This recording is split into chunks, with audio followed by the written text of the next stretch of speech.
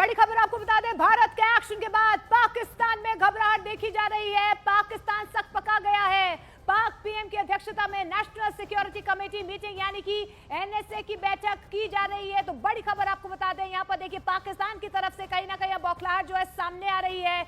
जिस तरीके से भारत की तरफ से एक्शन लिया गया है, बड़ा प्रहार जो किया गया है, 5 बड़े फैसले भारत की तरफ से लिए गए हैं, एक कड़ा प्रहार किया गया। उसके बाद से अब देखिए पाकिस्तान में घबराहट नजर आ रही है और यही वजह है कि पाक पीएम की अध्यक्षता में नेशनल सिक्योरिटी कमेटी मीटिंग यानी कि एनएससी की बैठक जो है अब पाकिस्तान में भी हो रही है। तो देखिए जिस तरीके से प्रधानमंत्री नरेंद्र मोदी ने पाकिस्तान को सीधे तौर पर जवाब दे दिया है, उसके बाद अब देखिए खलबली कहीं ना कहीं पाकिस्तान में मचती हुई नजर आ रही है।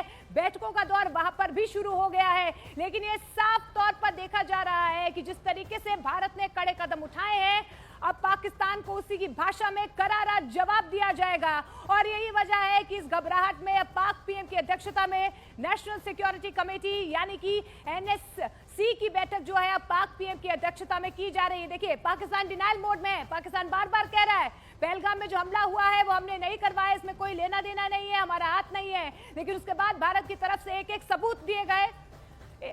उसके बाद देखिए एक एक सबूत जो है यहाँ पर भारत की तरफ से दिया जा रहा है, सामने आ रहा है और पाकिस्तान जो है अब घबराया हुआ है, खलबली मच रही है। पाकिस्तानी पीएम जो है अब घबरा गए हैं, उन्हें समझ नहीं आ रहा है कि उनका अगला कदम क्या होना चाहिए।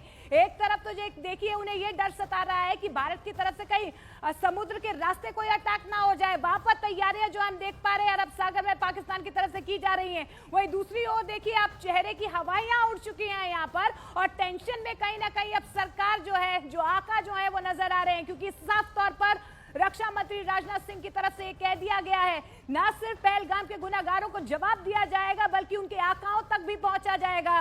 और यही वजह है कि भारत अब पूरी तैयारी कर रहा है, भारत एक्शन मोड में नजर आ रहा है। और आप देखिए अब बैठकों का दौर जो है पाकिस्तान में शुरू हो चुका है। अब पाकिस्तान घबरा गया है, बौखला गया है, सकपका गया है, उसे समझ नहीं आ रहा है कि अब क्या करना है, क्योंकि भारत की तरफ से बहुत बड़ा प्रहार, पहले 5 बड़े फैसले जो है खासतौर पर जो सिंधु जल ट्रीटी को लेकर बहुत बड़ा फैसला भारत की तरफ से किया गया है, उसके बाद अब कहीं ना कहीं हुक्का पानी पाकिस्तान का बंद होना तय है। और आज जिस तरीके से ललकारा है प्रधानमंत्री नरेंद्र मोदी ने पाकिस्तान को आतंक के नाम पर, उसके बाद से अब देखिए कि किस तरीके से पाकिस्तान की हवाइयां उड़ती हुई नजर आ रही हैं। और यही वजह है कि भारत के एक एक एक्शन के बाद अब पाकिस्तान में घबराहट देखी जा रही है। और ये देखिए आप किस तरीके से सिंधु जल ट्रीटी की अगर हम बात करें तो किस तरीके से ये शुरू हुई थी और उसके बाद अब देखिए आपको बता दें लगातार जो है इस तरीके से एक कहीं ना कहीं बौखलाहट जो है अब पाकिस्तान में नजर आ रही है।